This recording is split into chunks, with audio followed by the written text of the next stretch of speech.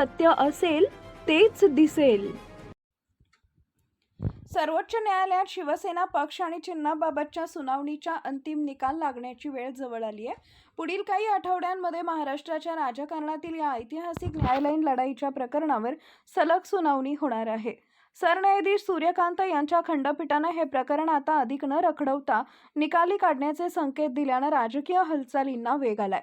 याच पार्श्वभूमीवर मुख्यमंत्री एकनाथ शिंदे यांनी आपल्या प्रमुख वकिलांसह तातडीनं दिल्ली गाठल्याचं पाहायला मिळालं. या दिल्ली दौऱ्यातील भेटीगाठी दरम्यान अत्यंत महत्त्वाच्या चर्चा झाल्याची माहिती मिळते. या भेटीगाठीमुळे सुप्रीम कोर्टात काय निकाल लागणार याबाबतची उत्सुकता अधिक वाढली आहे. एकनाथ शिंदेंनी आपल्या दिल्ली दौऱ्यादरम्यान केंद्रीय गृहमंत्री अमित शहा यांची भेट घेतल्याची माहिती सूत्रांच्या हवाल्यानं समोर येते. ठाकरे गटातर्फे ज्येष्ठ वकील कपिल सिब्बल यांनी अंतिम सुनावणीपूर्वी तब्बल 2 तासांच्या युक्तिवादाची तयारी दर्शवली असून आमदारांच्या अपात्रतेचा मुद्दाही प्रभावीपणे मांडलाय. दुसरीकडे शिंदे गटाकडून वेळकाढूपणा केला जात असल्याचा आरोप होतोय. जिल्हा परिषद निवडणुकांमध्ये भाजपकडून केला जात असलेला दुजाभाव आणि सर्वोच्च न्यायालयातील संभाव्य निकाल यामुळे शिंदे गटामध्ये चिंतेचं वातावरण आहे. आता न्यायालय पक्ष, चिन्ह आणि आमदारांच्या पात्रतेवर काय अंतिम निर्णय घेते याकडे संपूर्ण महाराष्ट्राचं लक्ष लागलंय.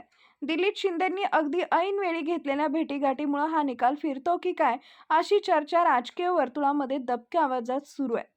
आतापर्यंत काय झालं हे अगदी थोडक्यात. 2023 साली सर्वोच्च न्यायालयानं केंद्रीय निवडणूक आयोगाच्या शिंदे गटाला शिवसेना हे पक्षाचं नाव आणि धनुष्यबाण हे मूळ निवडणूक चिन्ह देण्याच्या निर्णयावर स्थगिती नाकारली. त्यामुळे शिंदे गटानं 2024 लोकसभा निवडणुकीत आणि त्यानंतरच्याही सर्वोच्च निवडणुकीमध्ये धनुष्यबाण चिन्ह वापरले. जानेवारी 2026 मध्ये या प्रकरणाचा अंतिम सुनावणीचं वेळापत्रक 21 आणि 22 तारखेच्या सुनावणी दरम्यान जाहीर झाले. राष्ट्रवादी काँग्रेस चिन्ह वादासोबत एकत्रित सुनावणी करणार असल्याचं सर्वोच्च न्यायालयानं सांगितले. दोन्ही प्रकरणांमधील कायदेविषयक मुद्दे समान असल्यानं हा निर्णय घेण्यात आला.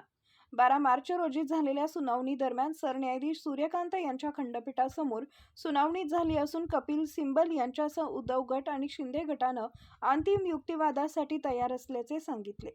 न्यायालयानं दोन्ही बाजूंचे लेखी युक्तिवाद वाचले आणि पुढची तारीख उपलब्धतेनुसार देण्याचं ठरवलंय.